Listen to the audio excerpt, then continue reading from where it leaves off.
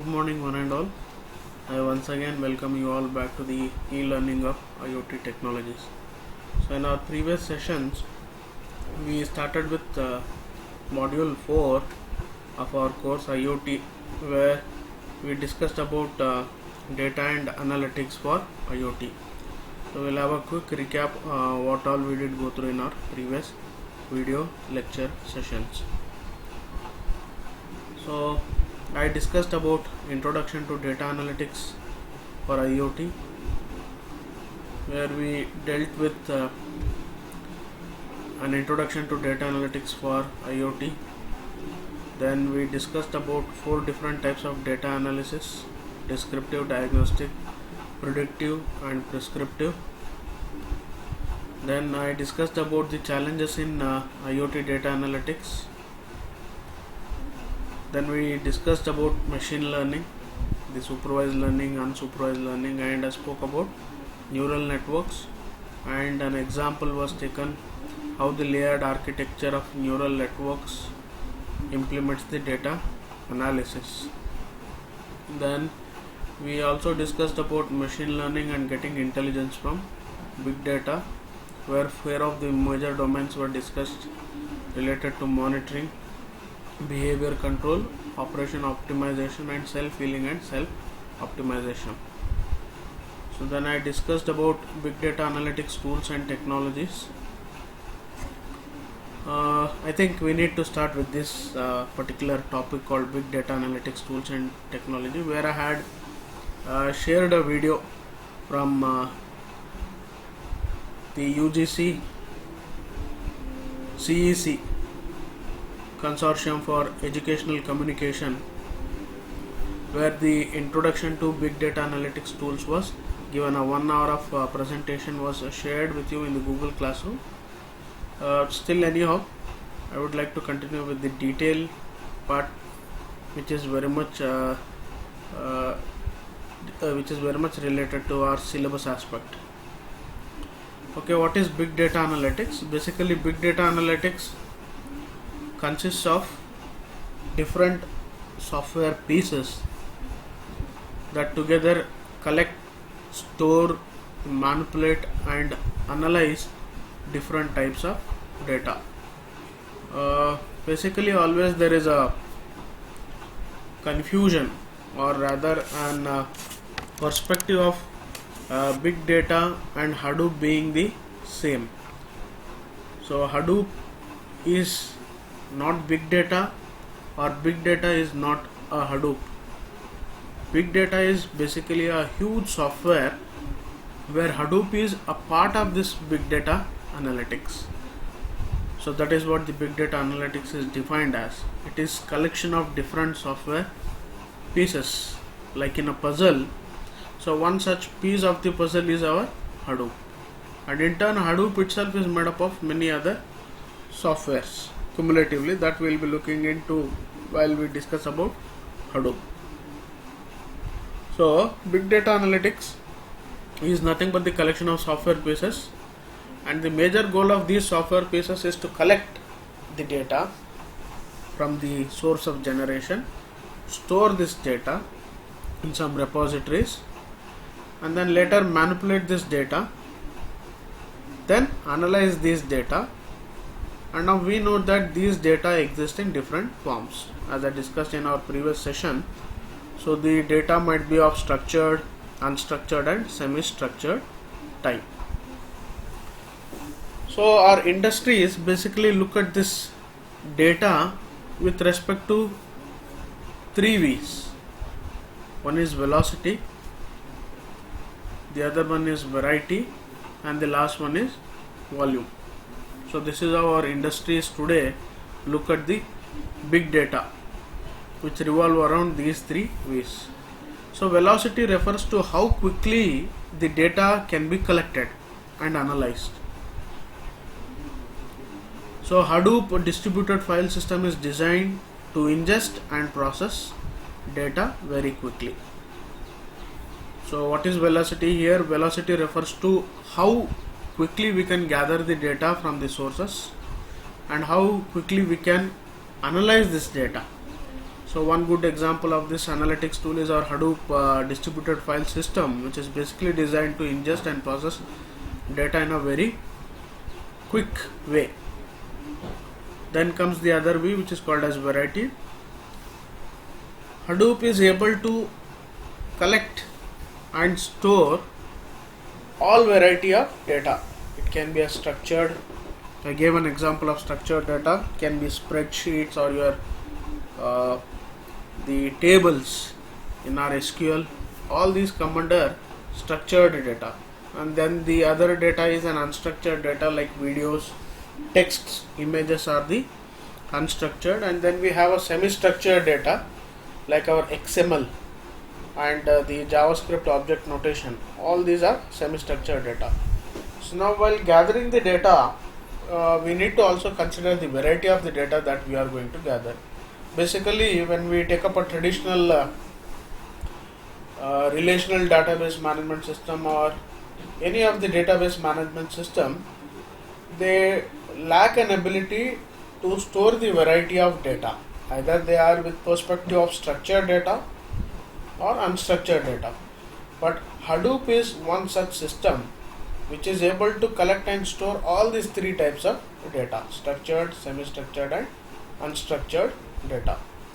Now coming down to the last V, that is volume. Volume basically refers to the scale of the data, that is nothing but the size. So typically this is measured in terms of gigabytes on a very low end to a petabyte or even exabyte of data to the highest extreme. So that is, the data that is generated in IoT may be of in terms of few gigabytes or might be of in terms of exabytes of the data that is getting generated. So we also need to look at the volume of the data that is getting generated. So these are the three ways that our industries today look at with respect to data analytics. So the characteristics of big data can be basically defined by its sources and the type of data. Say like for example, if I take a data that is generated from some machines in industry, we categorize these data as unstructured data. Similarly, if I take the data from some banking institutions where transaction happens on a day by day or an hourly basis or a time period basis, here the data is very high in volume and the data tends to be structured in nature. Similarly, the other characteristics, say like for example in any social networking or a social data sources, data is too large, exabytes of data, and it is a structured data what we gather. Similarly, when we take up an enterprise data, enterprises usually have less volume being generated, unlike our social media, but they are very structured comparatively to your other classifications just now I spoke about. Enterprise data is less in volume and are very structured. So this is how I can discuss the characteristics of big data as. So we can have the four major classifications: the machine data, the transactional data, and the social data sources, and our enterprise data. So we also need to look at the characteristics of this big data. Now, not only these characteristics, there is also a need to consider for a mechanism to gather this data. So either this can be implemented either by a push model or by a pull model. So in simple way, if I have to define, push is nothing but the devices, end devices are pushing the data to the system, or the devices are sending the data to the system, and parallelly there may be possibility that the data may be collected from the system. So this is what we call it as pull model. The other end, the end device is sending to the coordinator node is nothing but push model. The coordinator node querying the data is called as pull model. So there is also a need to consider the mechanism of how we are going to gather the data, either using a push model or pull model, as I said earlier. Now there is a layer called data ingest layer that is introduced in this big data analytics, which basically connects the data sources to our storage units. Might be a data center, or might be to a cloud, or might be to some storage units. So this layer pre-processes the data, validates the data, then extracts and stores this data temporarily for some further processing. So this is what I mean by a data ingest layer. So the functioning of this data ingest layer is nothing but to connect all the data sources. Say, like for example, if I have a temperature sensor which reads the temperature data, so the data ingest layer in our system will collect the temperature data from these sensors and will store this data into some storage units. And basically, while gathering this data, some pre-processing may happen, validation may happen on the data, or the intended data might be extracted, and then this data is stored onto the repository. So several patterns are to be considered for this data ingestion. For example, the one type of pattern is multi-source ingestion. Here the multi-source ingestion connects multiple data sources. So that is, multiple temperature sensors might be connected to a one coordinator node. So the data is collected from different temperature sensors and are connected to a collected from these temperature sensors and are given to the coordinator node.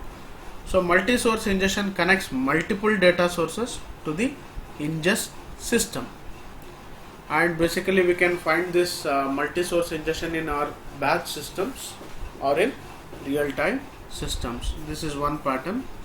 So the other pattern is the industrial automation and control systems, where the data is fed into two distinct databases. One is a relational database like Oracle and Microsoft SQL. The other one is the historians. So historians are optimized for real-time data, that is time series data from systems and processes. So they are built with the speed of storage and retrieval of data at their core, recording each data point in a series with pertinent information about the system being logged. So this is what the historian means is. So that is, the historian data are built with speed of storage and the retrieval of data at their core. So three most popular data management categories in our IoT are the MPP, Massive Parallel Processing Systems, NoSQL, and Hadoop. So we'll be discussing about these three tools: MPP, NoSQL, and Hadoop. So first, to start with MPP. So massively parallel processing databases are built on the concept of relational data warehouses, but are designed to be much faster, to be efficient, and to support reduced query times.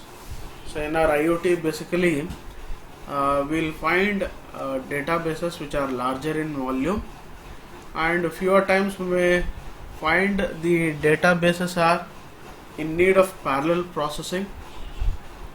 So as the volume of data is too large for processing, what MPP does is, so MPP, when an query is to be executed by and large, so this is not executed by either only one server, rather it is distributed, it is scattered across, and the parallel processing happens. So that is a one big problem, is bifurcated into many smaller problems. So each smaller problem is handled by one segment, or what we call it as segment, or by one node. So this is how the MPP architecture looks like. So you can see in the diagram, so there is a master node who receives the queries, and then master node alone will not execute, rather it will distribute the query into subdivided problems across several nodes, where each node have their ability of processing, storing the data, and returning back the response to the master node.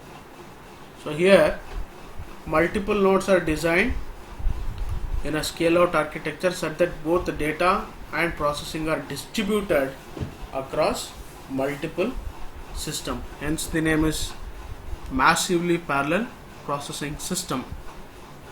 So MPPs are sometimes referred to as analytic database because they are designed to allow for fast querying, processing, and often have built-in analytic functions. So as it is distributed, they have an ability to process the queries in a much rapid way. An MPP architecture basically contains of a master node as shown in diagram, and a standby may also be needed in terms of failure, and this master node is responsible for the coordination of entire data storage and processing across the cluster. So an important part about MPP is clusters are created in the network where the entire processing of the data happens parallelly amongst these clusters. So that is how the robustness is achieved in MPP.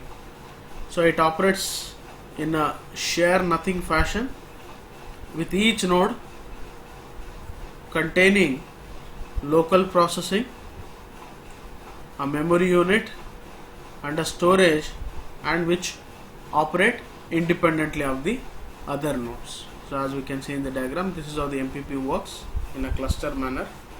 So data storage is optimized across these nodes in a SQL format that allows the data analysis to work with the data using a common SQL tools and applications.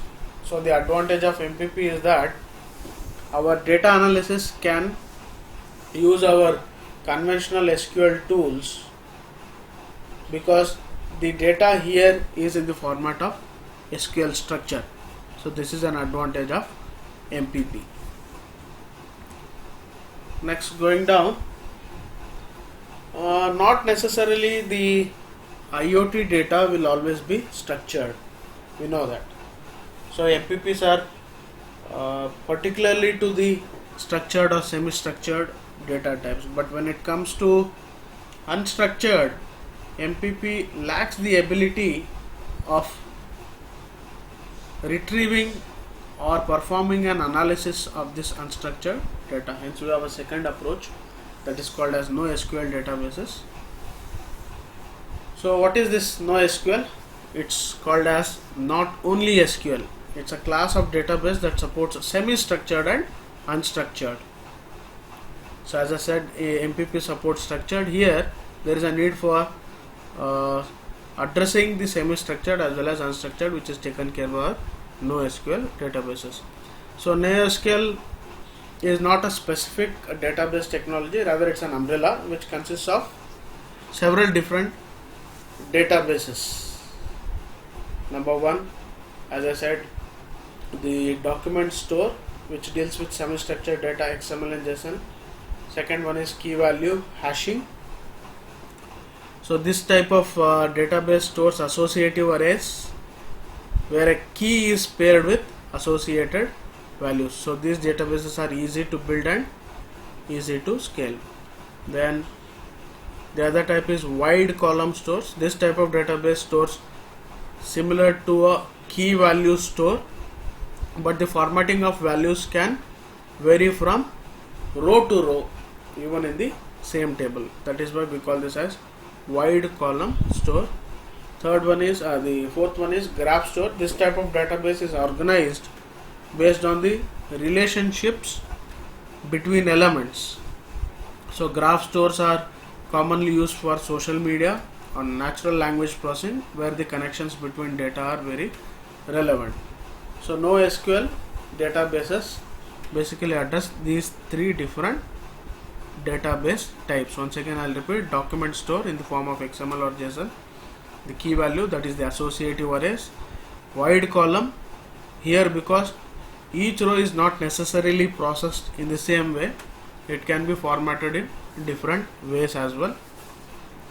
Then the final one is the graph store. The graphical data processing is also possible through this NoSQL. So NoSQL was developed to support the high velocity urgent data requirements of modern web applications that typically do not require much repeated use.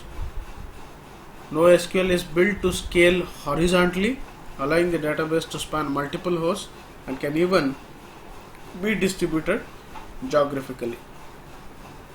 And key value store is the technologies that provides the foundation for many of today's RDBMS tools like MS SQL, Oracle and DB2. So NoSQL key value stores are capable of handling indexing and persistence simultaneously at a very high rate. So many NoSQL databases provide additional capabilities such as being able to query and analyze data within the database itself, eliminating the need to move and process it elsewhere. So this is what we mean by NoSQL databases. Then coming down to the another technology called Hadoop. So Hadoop, arguably the most popular choice among the IoT data analytic tools. Reason because it can deal with huge volume of data repositories and it has an efficient processing engine. So Hadoop was originally developed as a result of a project at Google and Yahoo, and the origin intent of Hadoop was to index the websites in the World Wide Web so that the URLs can be quickly returned back whenever search in the search engines. This was the main intention when the Hadoop was primarily developed. It was basically to help the search engines for the websites to be searched very quickly. We know that today's famous search engine like Google implement such systems to provide the results to end users in a very rapid way. So there are two key elements. One is the Hadoop distributed file system, which is a system for storing data across multiple nodes, and the other one is the MapReduce function. So here a distributed processing engine is split across and a large task is divided into small problems divided across the systems so that it can result into a quick response. So this is how we can look at a Hadoop system as, where we have the distributed Hadoop cluster. One is the distribution center, we call this as distribution switch, which distributes the data, and here the racks consists of data nodes and name nodes. We'll see what is data node and a name node. So name node takes the request, say like for example a write request from clients, and distributes these requests or the files related to this write request across the nodes in a configurable block size, say up to 64 MB to 128 MB. So that is the purpose of these name nodes. So then what are data nodes? So data nodes are the servers where the data is stored at the direction of the name node. So the data blocks that are distributed by the name nodes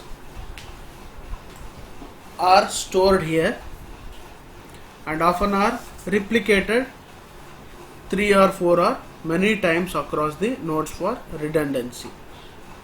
So once data is returned to one of the data node, so data node selects 2 or additional nodes based upon the replication policy to ensure that data redundancy occurs across the cluster.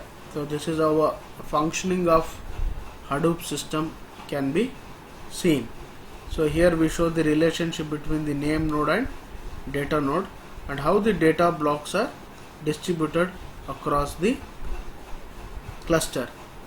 So in the diagram you can see we have a client node which has the data blocks, say 1, 2 and 3 represented in different colors, and this HDFS client will make a write request through a name node, and the job of the name node is to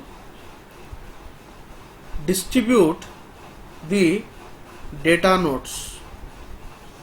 Like you can see when a write operation on this 1, 2, 3 blocks happen, so the 1, 2, 3 blocks are spread across the different data nodes. Here we can see the data nodes.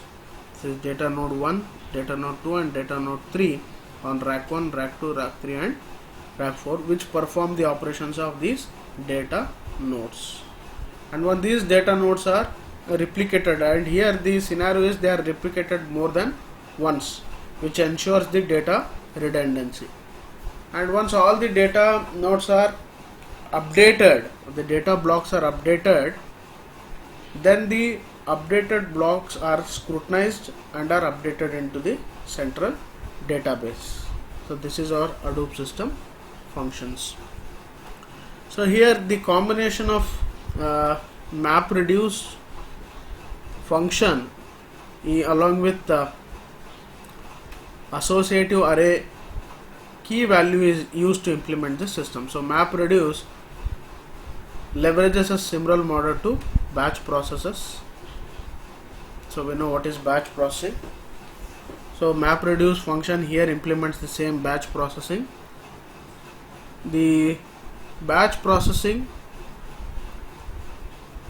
is the process of running a schedule or ad hoc query across historical data and is stored in Hadoop distributed file system. So the updation of data blocks happen here in a batch manner. Then a query can be broken down into a smaller task and is distributed across all nodes running the MapReduce function in a cluster. So while this is useful for understanding patterns and in trends in historical sensor of or machine data, like one good example can be in our stock exchanges, to understand the pattern, MapReduce can be very advantageous. And also the market trends can be analyzed using such data analytics tools, which helps the investors to invest into a particular share market. Coming down, we also have another piece of software in our Hadoop, like our MapReduce. We have another piece of software. So I told you Hadoop is a big umbrella of such software pieces which collectively make a Hadoop ecosystem. So I spoke about MapReduce. Then there is another piece of software called Yarn, which is called as yet another resource negotiator, which was designed to enhance the functionality of MapReduce. So Yarn was developed to take over the resource negotiation and job task tracking. These two parts were separated out from MapReduce. and now MapReduce was only responsible for data processing. So the resource negotiation and job tracking was done by Yarn, yet another resource negotiator. Let us look at this Hadoop ecosystem in detail. So since the initial release of Hadoop in 2011, many projects have been developed at incremental way and have collectively become known as Hadoop ecosystems. So we'll look at the ecosystem in detail. One of the part of the ecosystem is Apache Kafka. So again, Apache Kafka, like our MPP, is a distributed but it is a publisher subscriber messaging system that is built to be scalable and very fast. So Apache Kafka is again distributed, but it implements a publisher subscriber messaging system. It is composed of topics or message brokers, where producer write the data and the consumer reads the data from these topics or message brokers. So we have understood the publisher subscriber architecture in our previous sessions. In the same way, the Apache Kafka implements it. So due to the distributed nature of Kafka, it can run in a clustered configuration that can handle many producers and consumers simultaneously, and exchanges the information between nodes, allowing the topics to be distributed over multiple nodes across a large network. So the goal of Kafka is to provide a simple way to connect to data sources and allow consumers to connect to that data in the way they like. In the diagram you can see the Kafka data flow. We have the producer and the subscriber. Subscriber are nothing but consumers here. The producers are the data generators or the source of data generation, and the Kafka extract this data, and we have the Kafka message brokers who provide the data to consumers through these message brokers. And then these consumers consist of Spark Streaming, then Storm, then the Hadoop. So let us see this Kafka in detail. So as I said, we have the Apache Spark, and then we have the Apache Storm and Apache Flink as shown in the diagram, and then we have finally the Hadoop. So we'll be discussing about these three. So first, the Apache Spark. This is at the subscriber side or the consumer side. So Apache Spark is an in-memory distributed data analytics platform designed to accelerate processes in the Hadoop ecosystem. So that is, this Apache Spark will accelerate our processing capacity in the Hadoop ecosystem. So the in-memory characteristics of Spark is what enables it to run jobs very quickly. So at each stage of a MapReduce operation, the data is read and returned back to the disk, which means latency is introduced through each disk operation. So how to reduce this latency which happens due to the redundancy of the blocks? So the processing of this data is moved into high speed memory so that the latency can be reduced. So this speeds the batch processing jobs and also allows for a near real-time processing for the events. So real-time processing is done by component Spark Streaming, an extension of Spark that is responsible for taking live streamed data from a messaging system, say like Kafka, and divided it into smaller micro batch. So with respect to diagram, so once again I'll repeat what is this Spark Streaming. Spark Streaming is basically to maximize the processing or the data processing ability of our Kafka data analytics. As huge amount of data is generated, there should be a mechanism of processing this huge amount of data in a very quick manner. So that is what the Spark, and especially we will find this in real-time data systems. So Apache Spark deals with this in a MapReduce function, where we have seen the data is divided into blocks of 64 MB to 176 MB, and then the data is spread across the cluster, so that the one large query is divided into subtasks and the solution is found immediately through this distributed processing. This is what this Spark is. And then the real-time processing component, say in the real time, happens through the Spark streaming, so which is then extension of this Spark core. Then finally we have the third part, that is the Apache Storm part here. So Apache Storm and Flink are part of our ecosystem, which are designed for distributed stream processing and are commonly deployed across IoT use cases. So Storm can now pull the data from Kafka and process it in a near real-time fashion, and so can the Apache Flink. So at the subscriber type, what we have is three parts: Spark, where the data blocks are gathered and are distributed in a cluster, and so that the parallel processing happens. Storm is an extension to this Spark, which deals with real-time data or the streamed data, so that the response is also a near real-time for analytics. And the Hadoop is finally to take the analyzed data and store it in a cloud or a data center. So this is our Apache Kafka is implemented.